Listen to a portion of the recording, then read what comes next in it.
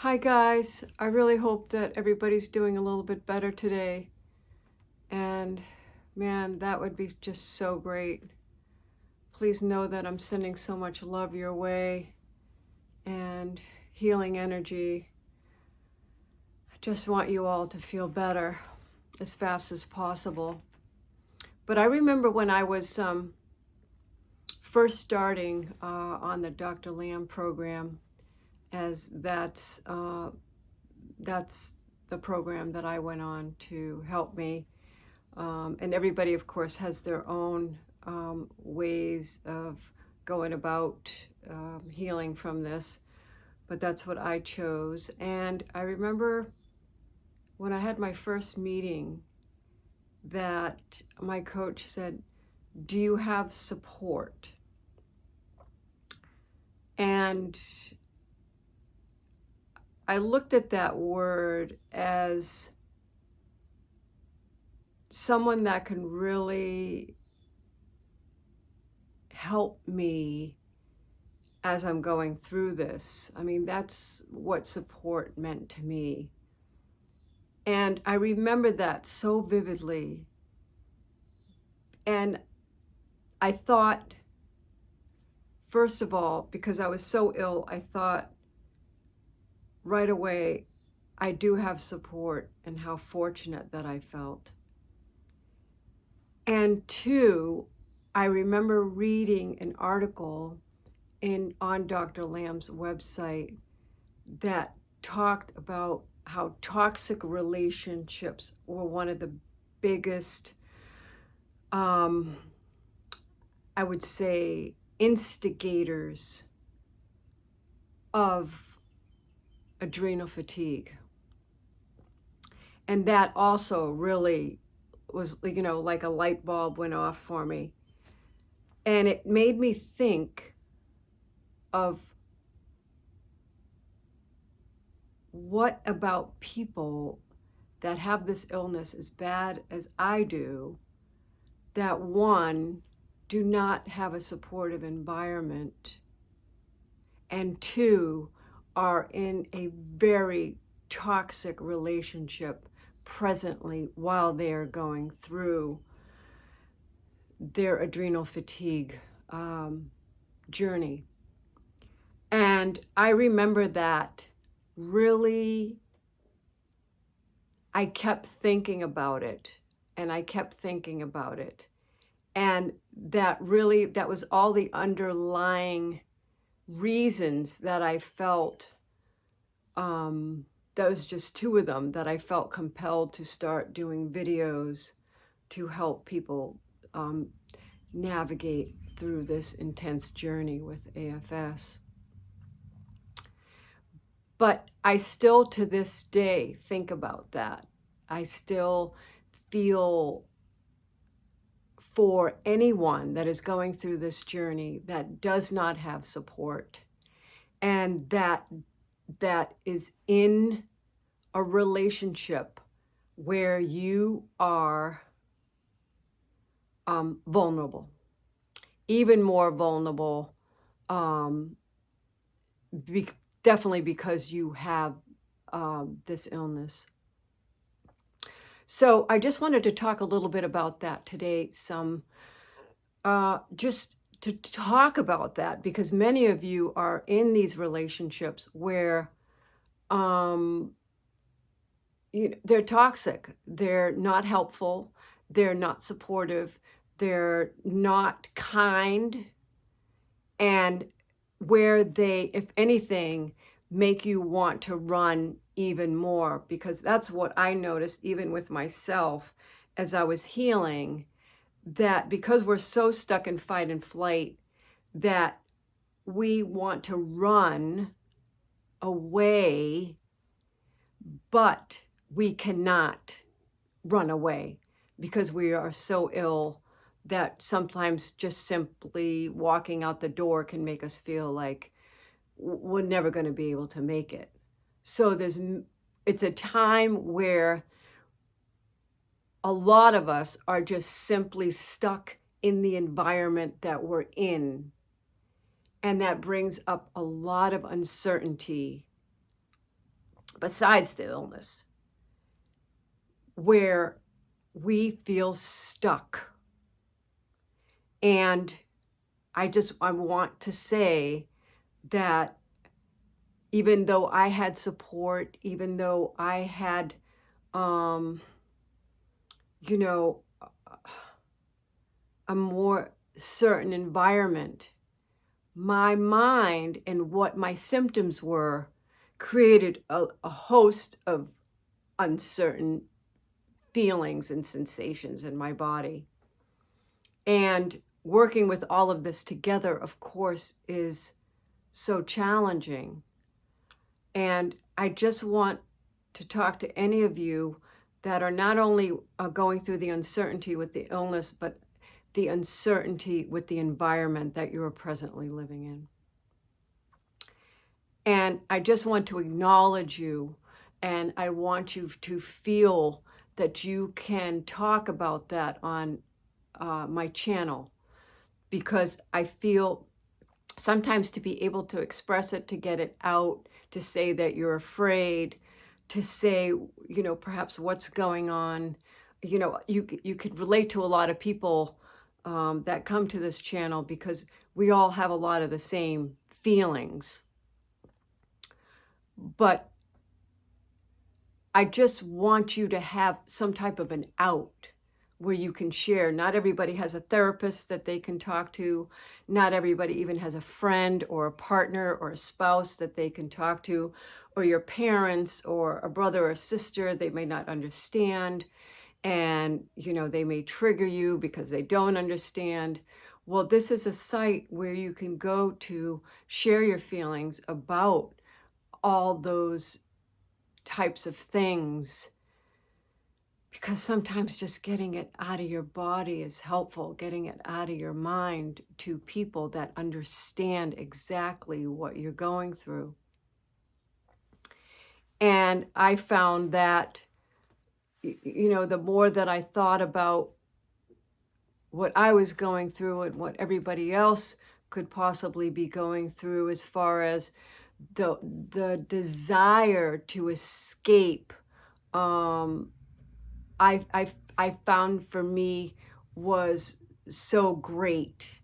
Like I would sit on, in the bed or on the couch, and I'd be like, I you know, I know I've said it before, but I wanted to be like in a field and just scream at the top of my lungs. Like I wanted to be able to express myself out of myself. But I couldn't, because even something like that would cause me more stress. So many of you are feeling closed in yourselves, like kind of locked in to your bodies and your minds, and it creates like this uh, lack of freedom, of movement, of expression, of uh, just being able to relate to someone, because you feel like you're on a different planet than everyone, because you are. I mean, you're in a different time of your life than other people that you typically know. So I wanted to give some helpful tips on, if you are in an environment that you feel is abusive or verbally just very inconsiderate or not supportive. We have to remember this is our journey, and we have to work on ourselves the best that we can in the environment, because a lot of you can't just escape it. Like I couldn't go to my mom's house, because I've said this before, she actually has this illness too, and she has her other illnesses. And if I had gone home, it would just trigger me left and right, and it would not be healthy for me. But what I'm saying is, if you are in a situation where it's abusive, I know I've always said, if you can go into another room, try to walk away. I know sometimes they'll just follow you and kind of bombard you, you know, with their uh, just with their nonsense, their noise, and it's your journey to try to block them out the best that you can. And don't get anything that I'm saying, I'm not making it easy. I'm not saying it's easy. But we have to work on trying to protect yourself from these people, this person, especially if you can, if there's somebody in the outside world that is instigating you, you don't have to answer the phone. You don't have to give an explanation. Stay away from them. Tell them that you're not feeling well and that you'll talk to them sometime when you feel better. Like, just say that, so they understand that you're not well.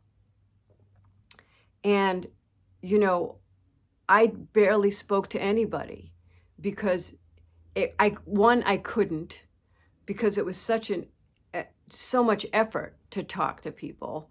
So, just tell them that you're too ill. You can't talk, and you're healing, and this is what you have to do for yourself. And they may understand it, they may not, but it doesn't matter. It doesn't matter if they understand it or not. It's what you're going through, and you have to do what you have to do. Now, getting back to if someone is in the house that is instigating you, it is important to try to work on blocking their energy out. If you need to just be the worst thing that you can do a lot of the time is if somebody's instigating you to talk back, which could instigate them more. So if you feel that it's better to just be silent, because they'll eventually just like spin themselves out. And I mean, everybody's so different in their dysfunction of, who you're with. But, people will typically have their words. And if you're silent, there's no combat. You're not instigating. So if someone's instigating you, try to just be quiet so it diffuses the situation. You can also, like I've said before, just go into the bathroom or try to walk away. I know many of you are very, very ill, but just try to walk away from them. I mean, like I said, all of us are in different situations. And because we're so stuck in fight or flight that anything can trigger us to feel fear, to feel instigated, to feel attacked, to feel not supported. That can look like anything to us now because you're so sensitive to all the external noise of what's going on in the world.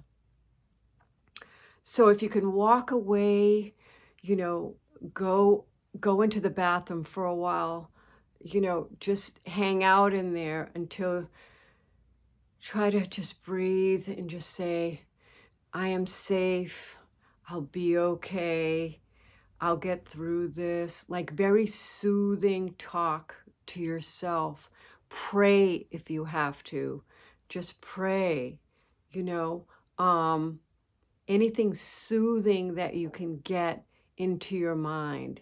And if somebody has a fight with you and you find yourself escalating even in yourself to a fight, just after it kind of deflates, just go into your bed, or put on some soothing music, or a video that's soothing to you. We have to regroup, and we have to get back to anything that soothes us. The whole thing is, if anybody's instigating us, which we know that doesn't take a lot these days, just remember, like, a lot of it, we're heightened sensitivity, so it doesn't take much. That's why it's just like we have to work on just staying as calm as possible.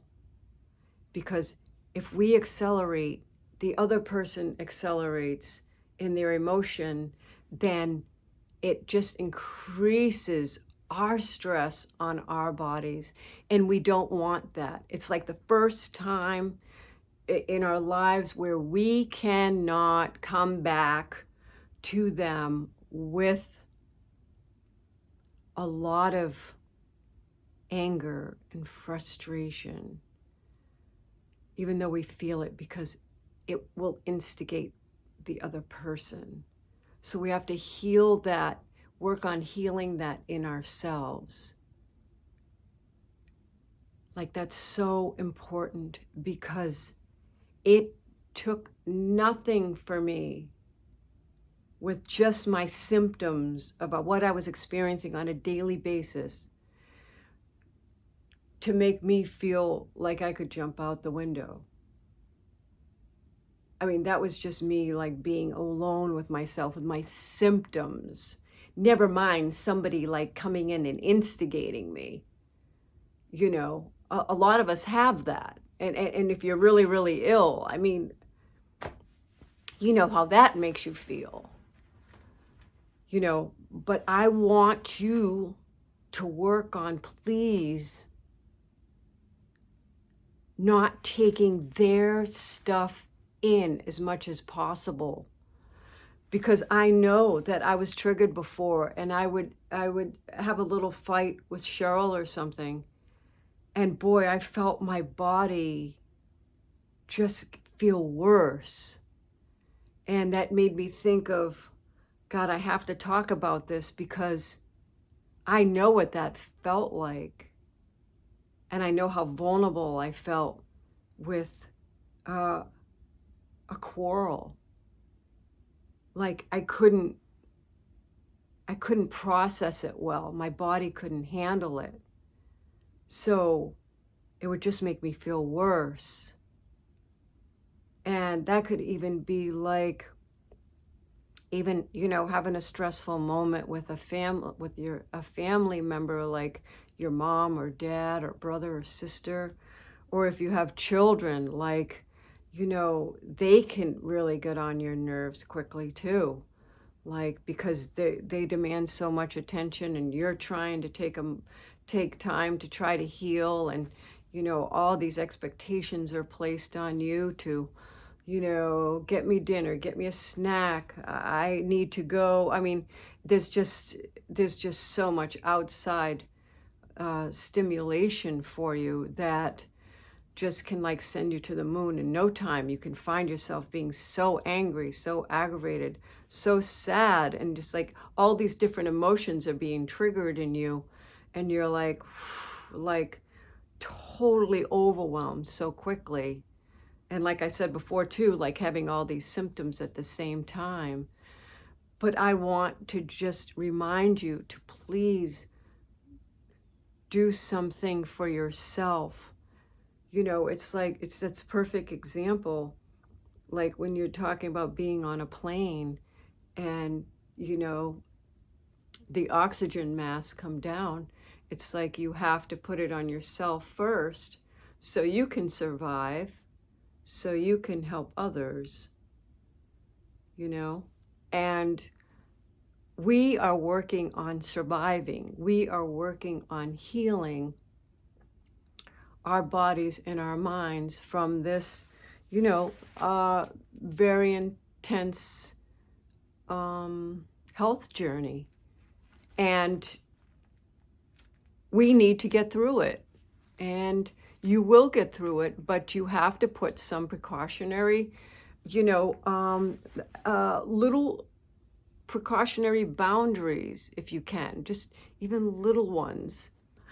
I didn't know what a boundary was for the longest time. And my illness taught me about boundaries, especially when I was going through this illness. And even after I came out into the world, I started to understand what a boundary was. And this is what we're working on, because a lot of us didn't have boundaries.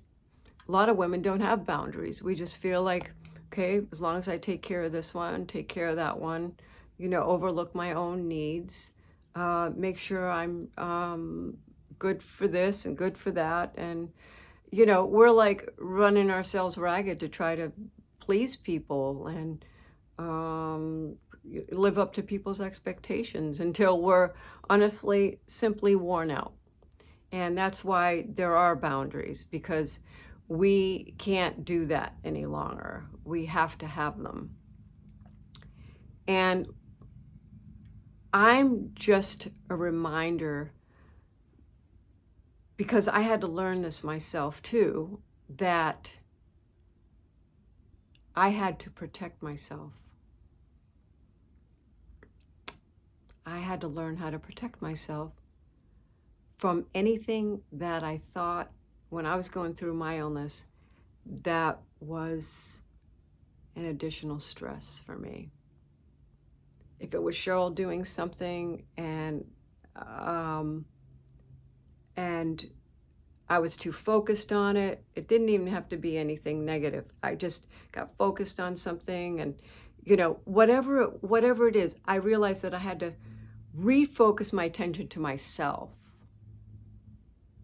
because I needed to heal me. I needed to relax. I needed to focus on all good information going into my mind, to retrain my mind to work for my body in the best way possible.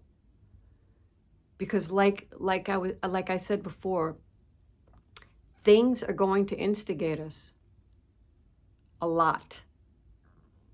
And we have to work with those things to not instigate us, to help us not get caught up in the stress of those things. And it doesn't matter what the instigator is. It all comes back to, we have to work on ourselves to not let ourselves get so upset about it. And that could mean about anything. That's like our work, to watch how we are interpreting everything, to watch how are we letting this person or this situation just drive us crazy because we are so limited. When you go from being out in the world and doing everything that you can do, and then suddenly you can't go out, or you can't get off the couch, or you're in the bed. I mean, that's a big hit to your beingness. That's a big shift in everything of your life. And that takes time to adjust to that. And in all honesty, you do the best you can to live in that world, but you definitely have the desire to get back out you definitely have the desire to get back out in the world, that's for sure, and start to live in a different way.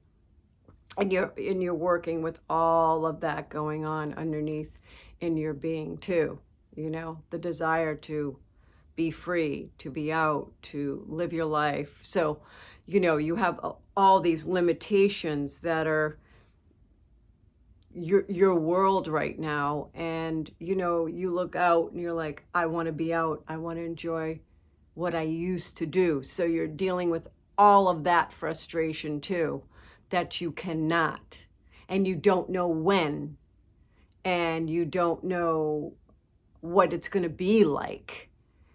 So that's all going on in your brain, and just dealing with all of those questions on a daily basis. And But I want you to know that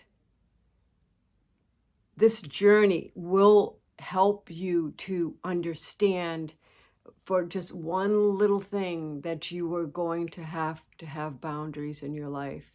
You're going to have to be able to say, no, I don't like that anymore, or that doesn't work for me, or I can't do that in that way any longer. This is what this time of your life is all about. It's basically, for me, it was like a big questioning, like, what am I doing? What do I need to do for myself? What is this all about? Where is this taking me? It took me into a definite reevaluation of my entire life. I mean, and that's big. That's huge.